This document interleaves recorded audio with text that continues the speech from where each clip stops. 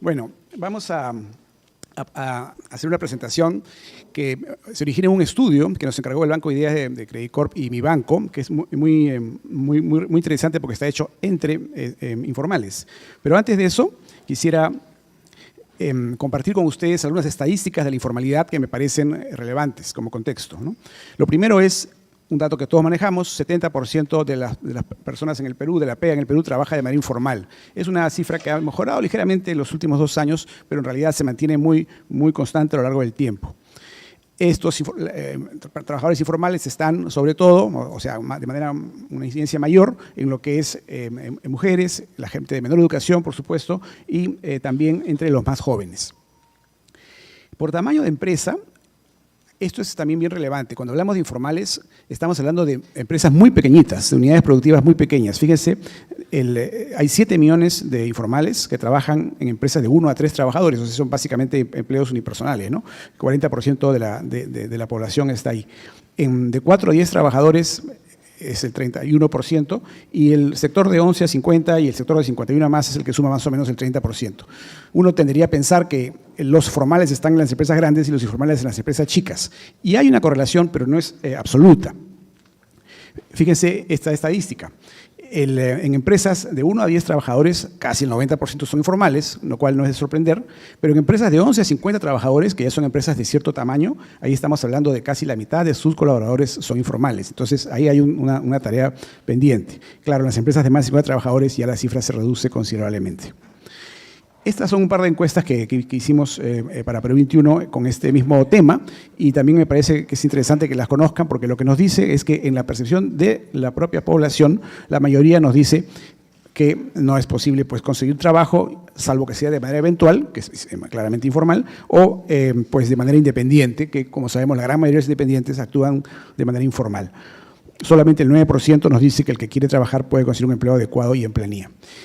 Y esta pregunta en particular, sobre si solo se puede trabajar de manera independiente, tiene una correlación muy clara con el nivel socioeconómico y con la edad.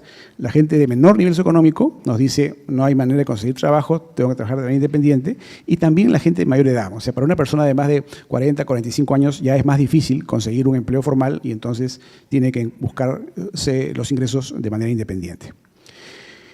Y lo interesante, sin embargo, es que la mayor parte de la población no le parece tan malo esa perspectiva. La mayor parte de la gente le gustaría tener un emprendimiento o trabajar de manera independiente. 48%, 28% son esas respuestas. Solamente el 12% nos dicen que quisiera tener un trabajo dependiente en una empresa privada. Un poco más de los jóvenes, quizá porque aspiran a empresas más grandes, tienen más estudios, pero a la mayoría le parece un objetivo atractivo el trabajar de manera independiente o tener un emprendimiento. Yendo ya al estudio en particular que nos encargó el Banco de Ideas de Credit Corp y mi banco. Este estudio tenía por objetivo conocer el perfil, la percepción, las actitudes hacia la formalidad de los micronegocios informales.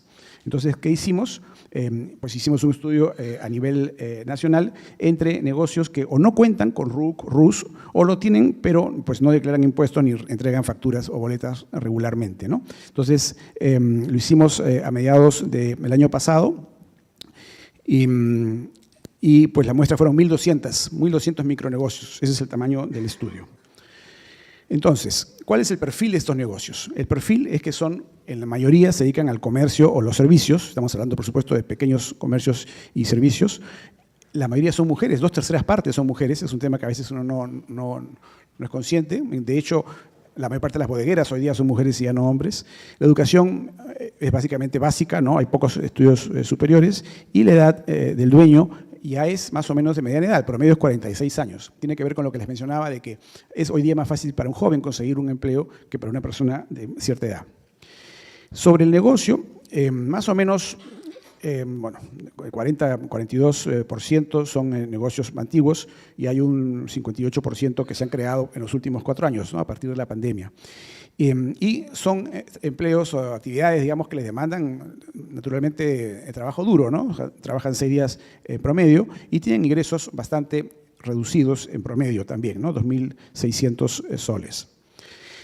Por supuesto, hay diferencias, ganan un poco más los que están en actividades industriales, ganan un poco más los hombres, la gente de nivel superior, socioeconómicamente hablando, y también, lógicamente, los que tienen un poco más de trabajadores ganan un poco más, que son los que tienen eventualmente más posibilidades de formalizarse. Un dato importante cuando hablamos de empleo en estas microempresas es que la verdad, la gran mayoría, cuando empiezan a generar empleo, empiezan con sus familiares, ¿no? Entonces, 75% de los que trabajan en una de estas microempresas tienen un vínculo familiar con el dueño. Y claro, como tienen esa relación y el negocio es pequeño, es poco productivo, pues ganan poco, ¿no? La mayoría ganan menos del sueldo mínimo, incluso algunos cobran una propina.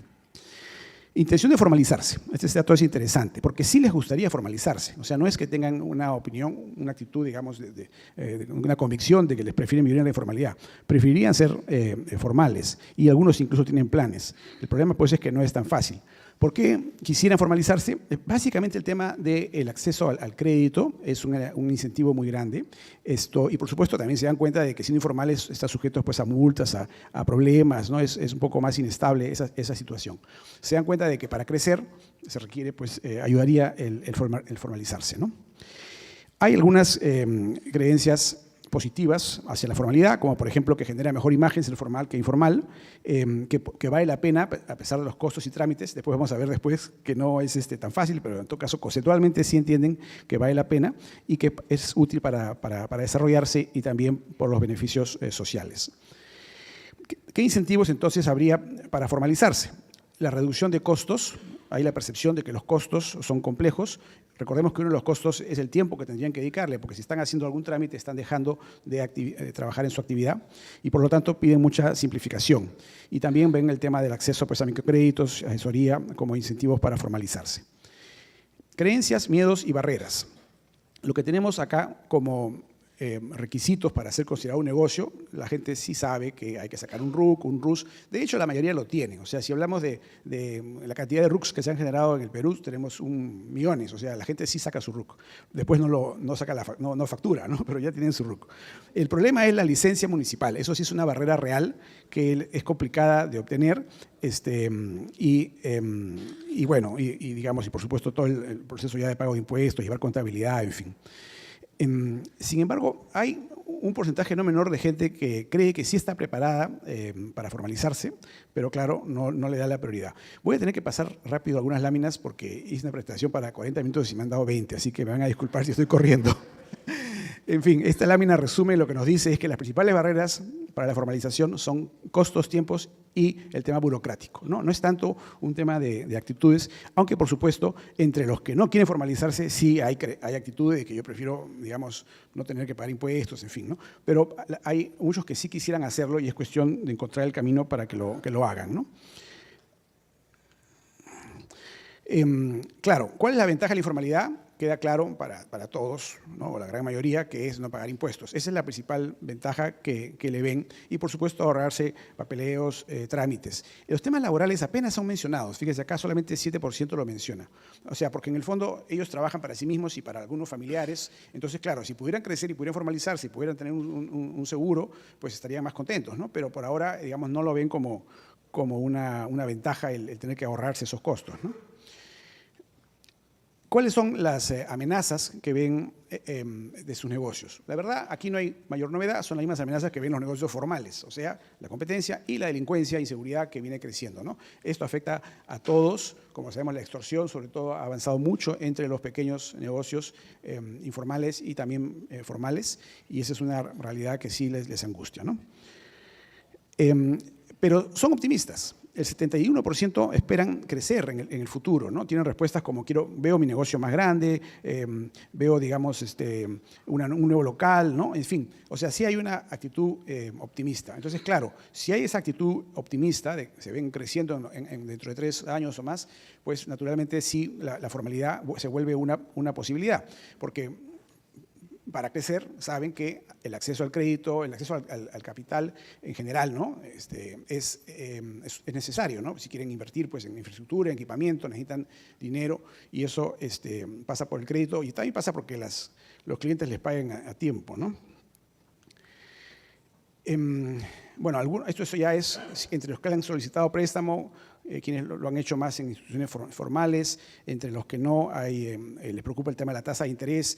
Hay un tema con la tasa de interés y es que muchas veces no entienden el concepto del porcentaje. Hay que tener eso en cuenta, lo sabe muy bien mi banco, pero no todos lo conocen. Y es que cuando les hacemos exámenes, entre comillas, a los encuestados sobre cuánto es 5% de 1.000 soles y no saben. O sea, es más fácil decirle la cuota va a ser de 50 soles que decirle va a ser de 5%, ¿no? Bueno, esto vamos a pasarlo un poco rápido. Medios de pago utilizados, efectivo, usan mucho efectivo, pero ya el Yape se ha vuelto una opción interesante. Eso es una novedad, ¿no? La billetera electrónica, el Yape, el Plin, han entrado con fuerza y hoy día esa es una vía de formalización muy interesante porque además, como ustedes saben, ya el Yape está dando créditos a los usuarios, ¿no? Entonces, eso es algo que va a ayudar a la educación financiera de los usuarios y, por lo tanto, a la formalización. El rol del Estado y el sector privado para derribar barreras. Ahí sí tenemos un problema, y es que la desconfianza. Los microempresarios desconfían de las municipalidades, 85% los ven más como un riesgo hasta de corrupción, ¿no? Porque vienen a inspeccionarles, les dice que le falta cambiar el foco de luz y entonces los quieren cerrar y entonces al final quieren una coima para no cerrarlo. Es una manera de extorsión formal, ¿no? También le tienen miedo, sienten que la SUNAT no los apoya, a pesar que en realidad hoy día sacar un RUC es bastante sencillo, pero igual pues la SUNAT es el que cobra los impuestos, ¿no? Y no son tan conscientes que hay, digamos, que las primeras capas están básicamente exoneradas de impuestos, la renta, pero claro, tienen que pagar IGB, ¿no?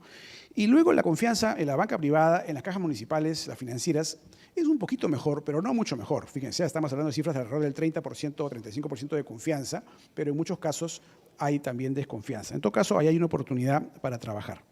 Entonces, 3 reflexiones finales para a ver si logré meterme en los 20 minutos.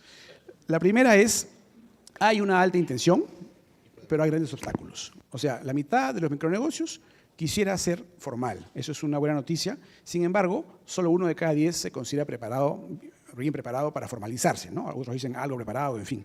Pero entonces hay un reto. ¿Cuál es el reto? Educación, básicamente, para ayudarlos a que puedan formalizarse, pero también hay un tema de simplificación de trámites, ¿no? y de reducción de costos, que aunque sean 5 soles, para ellos ese costo es relevante, ¿no? Porque estamos hablando de ingresos muy bajos.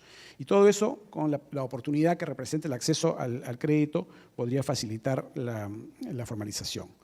Lo segundo es el tema de la crisis de confianza, que es un gran desafío, porque hay una crisis de confianza en general en el país, pero también, particularmente en los microempresarios, hay desconfianza en las entidades gubernamentales, estamos hablando de la SUNAT y sobre todo de las municipalidades, que sienten que no brindan ningún apoyo, que más bien son casi, en el caso de algunas municipalidades, extorsionadoras. Y entonces, para formalizar, es fundamental generar más confianza en estas entidades públicas y eso requiere pues, un cambio de actitud, ¿no? Que podrían empezar algunos municipios, no tienen que ser todos a la vez, pero sí sería un buen elemento que algunos empiecen a cambiar de actitudes y promover que en su distrito, que en su provincia hay una, digamos, buena relación con los microempresarios y que los ayudan a formalizarse. Y por último, el tema del financiamiento, que es donde más entra el sector privado. Esto resulta clave, ellos lo saben y lo aprecian y lo valoran para el crecimiento, ¿no es cierto? Tenemos el problema de los préstamos gota a gota de que aprobó el Congreso y que está ahora en revisión y que esperemos lo voten definitivamente para eliminarlo, porque eso es una barrera absurda, ¿no? Poner topes a las tasas de interés los lleva al préstamo gota a gota, que es mucho peor. Pero también creo que está el tema del pronto pago. O sea, los pequeños negocios brindan servicios a veces a empresas medianas y grandes que tienen la mala costumbre, por incentivos en sus áreas financieras, de demorar el pago 60 días, 90 días y poner una serie de procedimientos complejos para pagar una factura, ¿no? Entonces, eso es tremendamente doloroso para un microempresario que no tiene pues, liquidez, que no tiene financiamiento y entonces estamos limitando su crecimiento. Entonces, ese es otro de los campos en donde el sector privado podría contribuir claramente con los pequeños negocios, sean formales, que supongo que trabajamos básicamente con formales, pero digamos, ayudarlos al crecimiento es eso, ¿no? Que los informales, que como les digo, son híbridos, ¿no? Tienen su RUC, pero no facturan con frecuencia, entonces irlos llevando a la formalidad ayudaría mucho el pronto pago. Bueno, eso es mi presentación, muchas gracias.